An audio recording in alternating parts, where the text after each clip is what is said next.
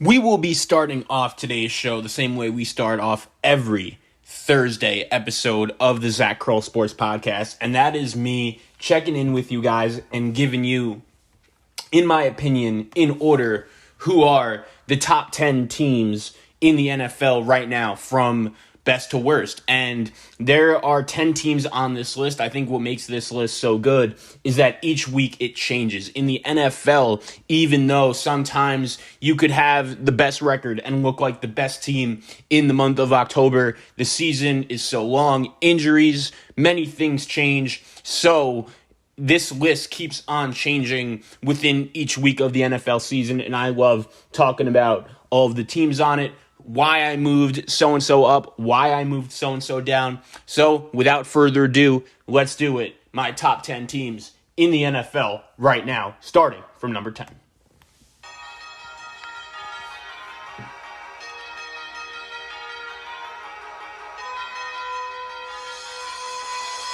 At number 10, Kansas City. And I know a lot of people are going to ask me, Zach, how could you even have the Kansas City Chiefs on this list when they literally proved to all of us that their defense could be one of the worst defenses we have ever seen? And here's the thing about Kansas City's defense that stands out to me, right? Usually when you have a bad defense, they're at least good at one thing. They can at least handle one or two things well. That's not Kansas City. When they get to the red zone, they give up touchdowns. They can't get pressure on the quarterback. Their secondary isn't good. Their defense has to get better. The reason why I still have Kansas City at number 10 is because I just refuse to believe that their offense is this bad. I still think Kansas City will find a way to make the playoffs, and I'll tell you one thing that's for sure. If Kansas City ends up making the playoffs as a wild card and don't win the division, which right now is looking entirely possible, I don't think there would be one team in the NFL that would really have any interest in playing them. However, I just think given what has happened so far on the defensive side of the ball, that unit is so bad that they're super vulnerable, and if they keep turning the ball over as much as they have, they're not going to be winning many football games. However, I will also say they've had one of the harder schedules in the NFL up to this point. The Chargers, the Ravens, the Browns, the Bills. Let's wait and see that schedule lighten up a little bit like it will over the next couple weeks until I really start full-fledged panicking with Kansas City. But they played terrible on Sunday night. They deserve to be moved down all the way to number 10. At number 9 will be another team in the AFC. That is the Baltimore Ravens. And I think the reason why the Ravens are one of the tougher teams to rank in this top 10, a couple reasons. Lamar Jackson is great. He has a legitimate argument to win NFL MVP at this point. I will totally agree on that.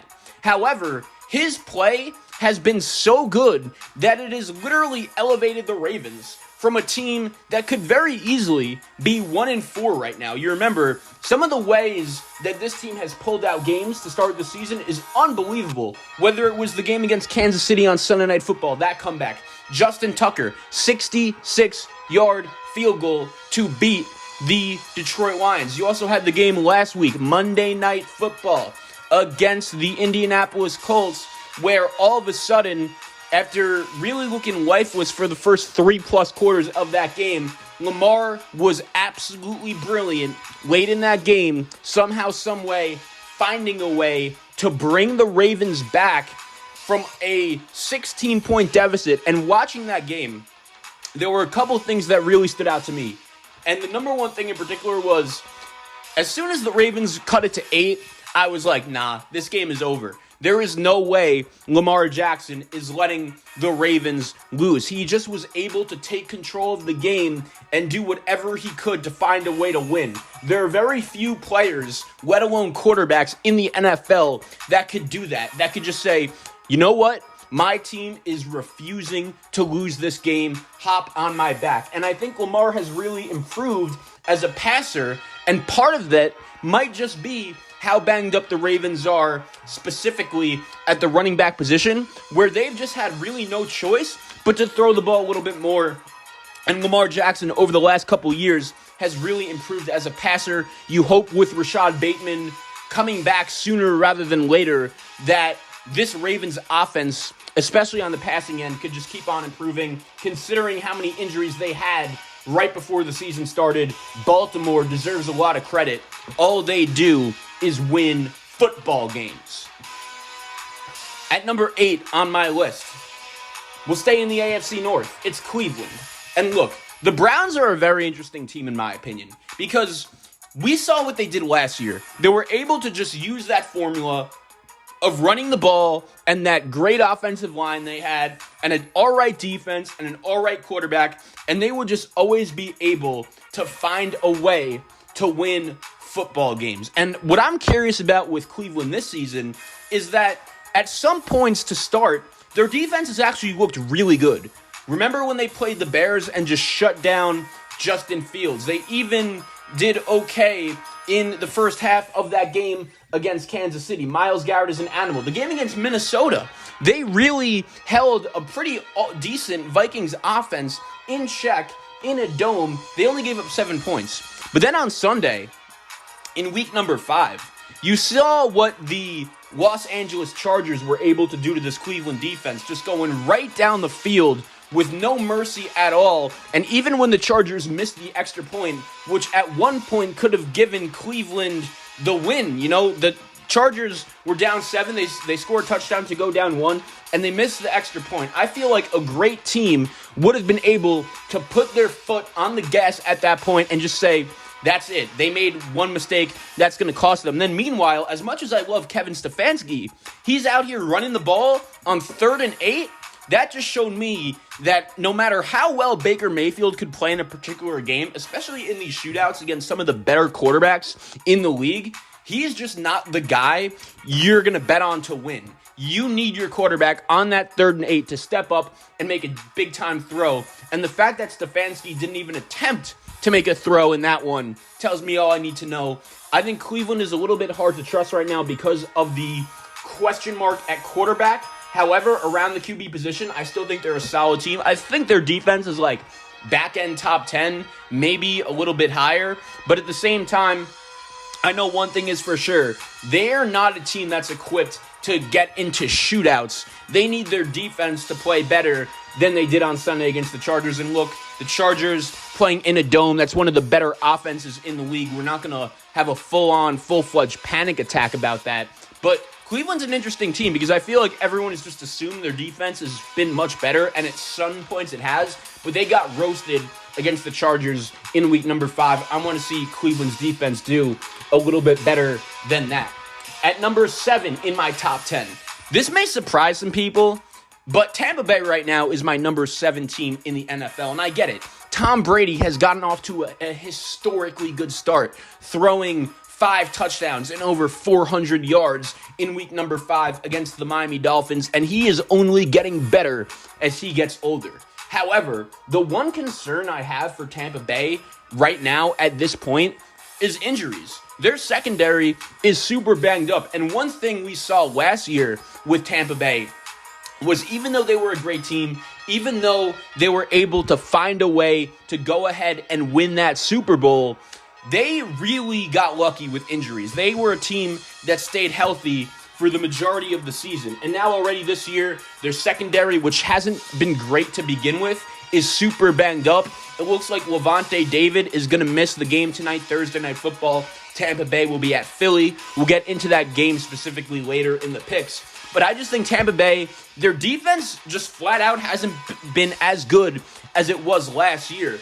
And even though Tom Brady is still balling out at this point in his career, it's super impressive what he's been able to do at this age. And when we get to the playoffs, there are going to be very few teams and very few quarterbacks that you're going to feel comfortable betting over Tom Brady. But at the same time, I just think the Buccaneers defense needs to get better.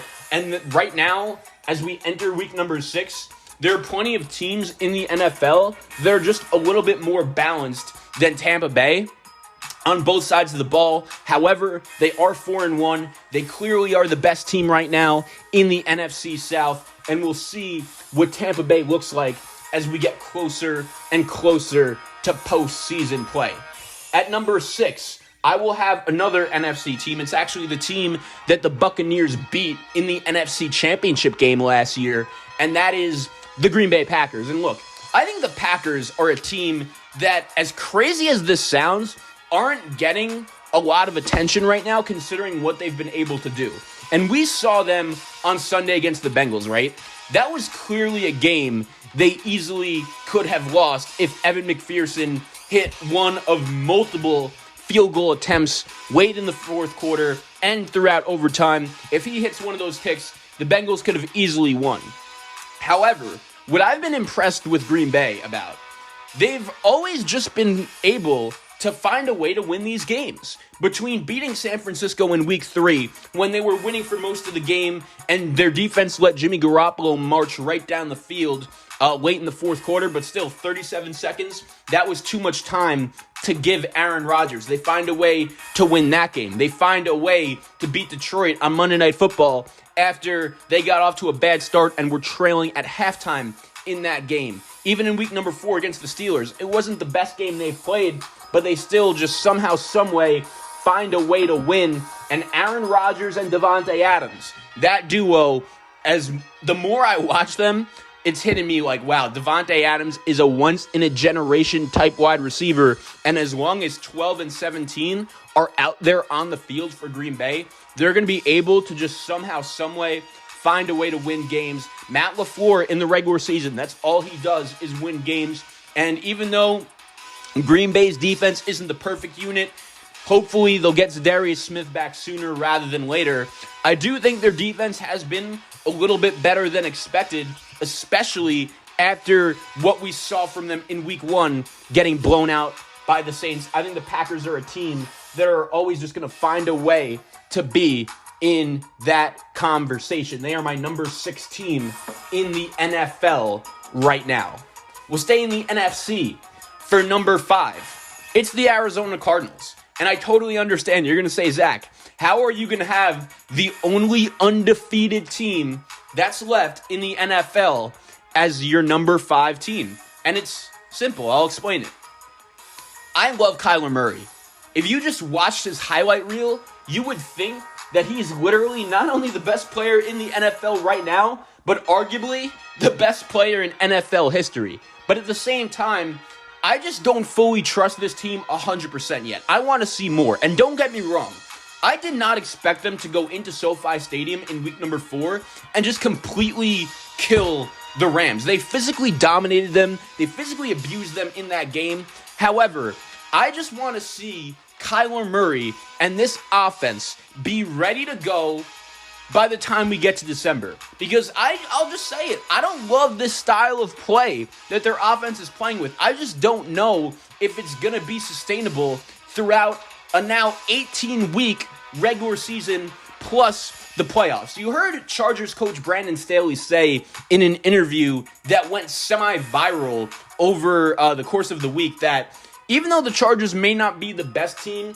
in terms of running the football, the reason why they always stay committed to it, especially in practice, is it because it just makes you a more physically imposing team. And the more you run the ball, the tougher you get. And in the NFL, sometimes that's how games are won, especially in the month of December. It's who wins in the trenches, who wins in the line of scrimmage, and who is just the physically better and tougher team. And when Arizona's out here getting into street fight type games where they get punched in the mouth, I just want to see if they're able to respond. With that being said, the Cardinals have been much better than I would have ever expected them to be. They are one of the surprise teams this season. Cliff Kingsbury deserves to be in the Coach of the Year race. It's been a good start for Arizona.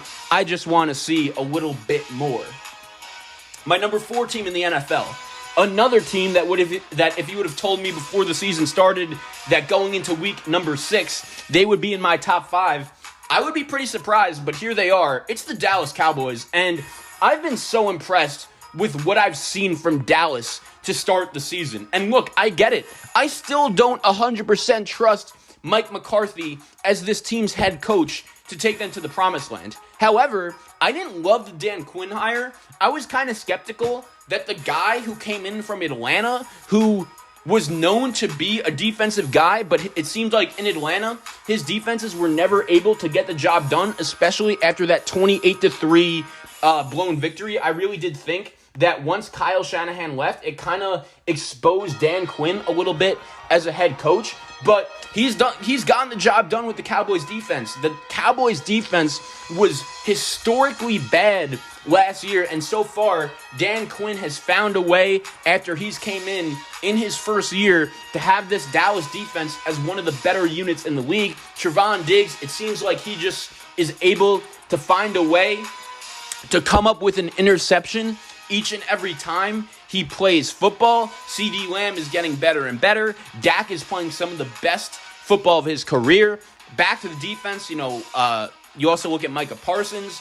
He's looking like a legitimate draft pick, and all the Cowboys do is win. Right now, they look like the best team in the NFC East, and every time I watch this team, I just get more and more impressed. I get it. They're the Cowboys. They have been a team that over the last 20 years, they've had a lot of trouble winning, right? They haven't been to an NFC championship game since they won their last Super Bowl in 1994. It's been a long time for this Dallas Cowboy team, and maybe this could be the year. I wanted to shout out Dak again. He is proving a lot of doubters wrong. He's playing some of the best football, maybe even the best football of his career. Shout out to Kellen Moore. This offense is rolling. Dallas, right now, my number 4 team in the NFL. At number 3, we'll go back to the AFC and the Los Angeles Chargers. And look, I like the Brandon Staley hire. It was a little bit out of the box, but considering what he was able to do with the Rams last year and just how quickly he was able to elevate himself in the coaching ranks, keep in mind, he was a Division III football coach just 5 years ago, and now he's an NFL head coach of one of the best teams in the league.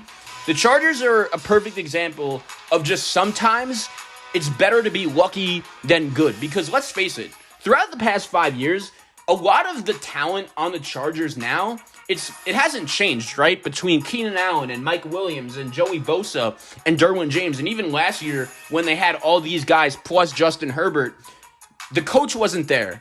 And Brandon Staley was not a guy that every team around the NFL was necessarily in a rush to hire, but the Chargers took a chance. He's the most aggressive head coach in the league. In that game against Cleveland, going for it on 4th down from your own 17-yard line, that literally got his team an extra couple points, and throughout the game there was a tally. Staley's decisions to go for it on 4th down throughout the course of that game got the Chargers an extra 8 points as a team, and guess what? If they don't have those 8 points, they lose to Cleveland because they only ended up winning by 5.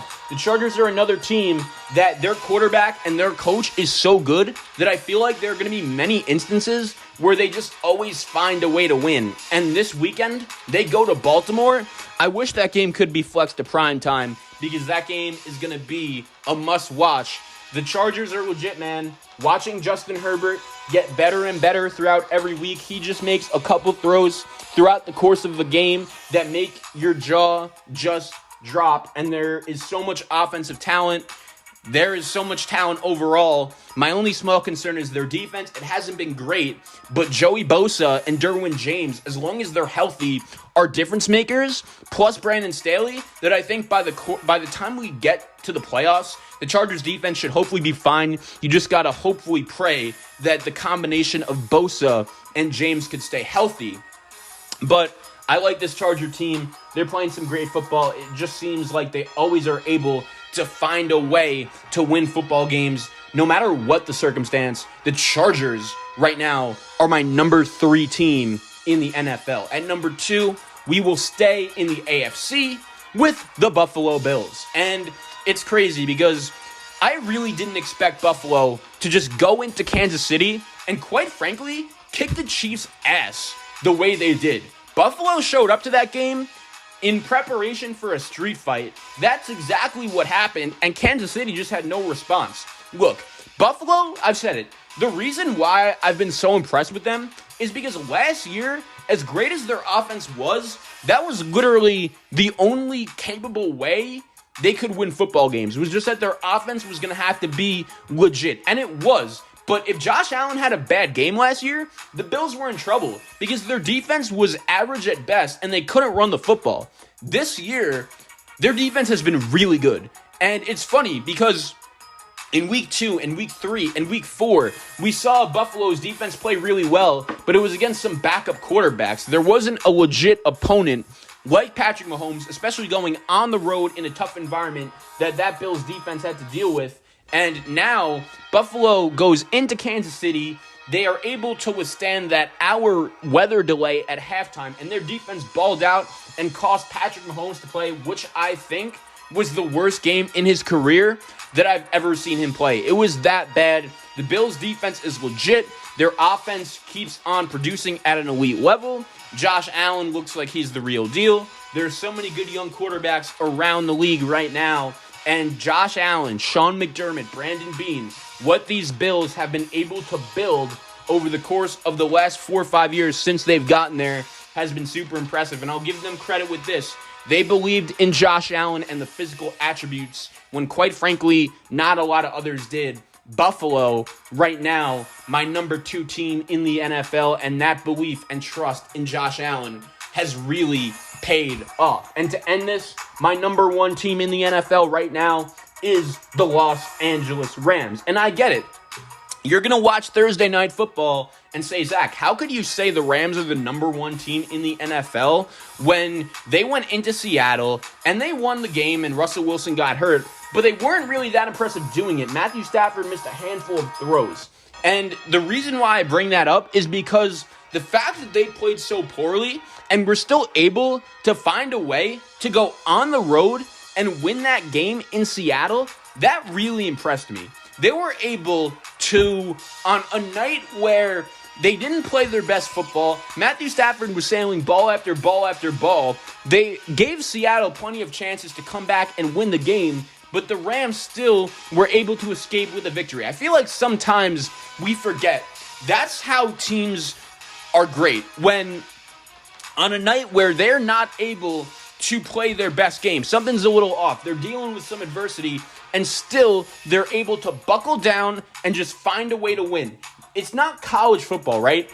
We don't need style points in the NFL. At the end of the day, the 7 teams that are going to end up making the playoffs in each conference are simply the ones that have the most amount of wins and the least amount of losses. And if you would have asked the Rams, or quite frankly, any other team before the season started, that would you take 4-1 after week 5 going into week 6, or would you just want to see how it all plays out? I feel like most coaches would sign for that. The Rams are sitting at 4-1 right now. I think Matthew Stafford, as time goes on, is going to look more and more comfortable in this offense. You hope that the hand is okay and he'll be able to throw the ball fine. But I do think right now, considering how deep the Rams are, Donald and Ramsey on defense, Robert Woods, it was great to finally see him get involved. I like their offensive line. Like McVay, obviously. Raheem Morris looks fine and well-built to replace Brandon Staley. I think right now the Rams, my number 1 team in the NFL.